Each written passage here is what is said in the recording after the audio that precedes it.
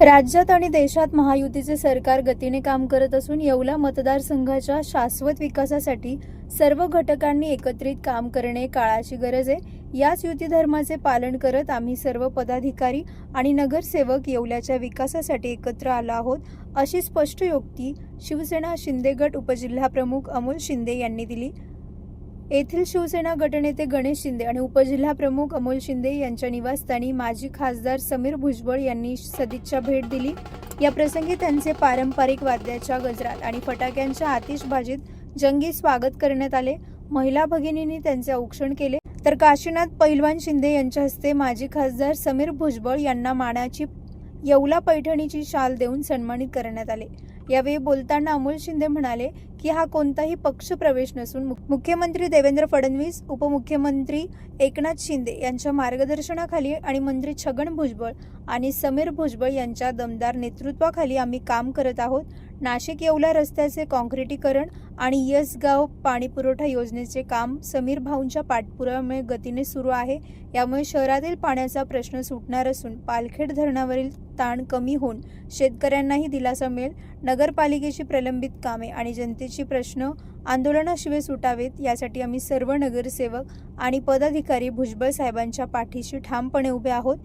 या प्रसंगी गटनेते गणेश शिंदे, सुनील शिंदे, संजय शिंदे यांच्यासह शिवसेनेचे अनेक माजी आजी नगरसेवक, पदाधिकारी आणि कार्यकर्ते मोठ्या संख्येने उपस्थित होते।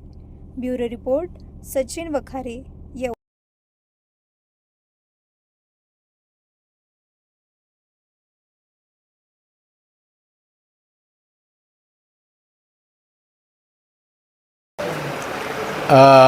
मला त्यांनी आमंत्रित केलं होतं आणि आम्ही आज राज्यामध्ये आणि देशामध्ये युतीने जे आहे काम करत आहोत। सर्व नेते मंडळी, ज्येष्ठ नेते मंडळी, फडणवीस साहेब, शिंदे साहेब, सुनेत्राताई, भुजबळ साहेब हे एकत्रितरित्या काम करतात आणि सर्वांची इच्छा होती की येवल्यामध्ये सुद्धा एकत्रितरित्या काम करण्याची आवश्यकता आहे आणि येवल्याच्या शहराच्या विकासाच्या दृष्टिकोनातून आदरणीय भुजबळ साहेबांच्या माध्यमातून जे विकास कामं चालू आहेत त्यामध्ये सर्व नगरसेवकांना जे आहे आपापल्या प्रभागामध्ये काम करण्याची इच्छा आहे, विकासाची कामं करण्याची इच्छा आहे आणि त्यामुळे जे आहेत आज सर्व नगरसेवक जे आहेत हे माझ्या भेटीसाठी आले आणि त्यांनी मला इकडे त्यांच्या घरी आमंत्रित केलं होतं, म्हणून त्यांच्या भेटीसाठी मी आज त्यांच्या घरी आलो। नाही, असा गैरसमज कोणी करायचं काम नाही, प्रवेश वगैरे काही नाही।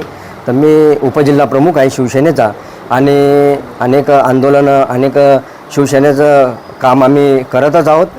वर युती असल्यामुळं आपले मुख्यमंत्री देवेंद्र फडणवीस साहेब, उपमुख्यमंत्री आमच्या पक्षाचे सर्व एकनाथ शिंदे साहेब, राष्ट्रवादीचे सुनेत्राताई आणि आपल्या महाराष्ट्राचे सर्वांचे आदरणीय छगन भुजबळ साहेब आणि आमचे सर्वांचे युवकांचे तसेच आपल्या येवलेवासियांचेच नव्हे तर महाराष्ट्राचं नेतृत्व करणारे समीर भाऊ भुजबळ हे सर्वच अतिशय श्रेष्ठ, ज्येष्ठ, आदरणीय नेते आहेत आणि यांच्या नेतृत्वाखाली आम्ही काम करत आहोत। तिथं असा कुठलाही प्रश्न येत नाही की आम्ही प्रवेश केला किंवा काय केला।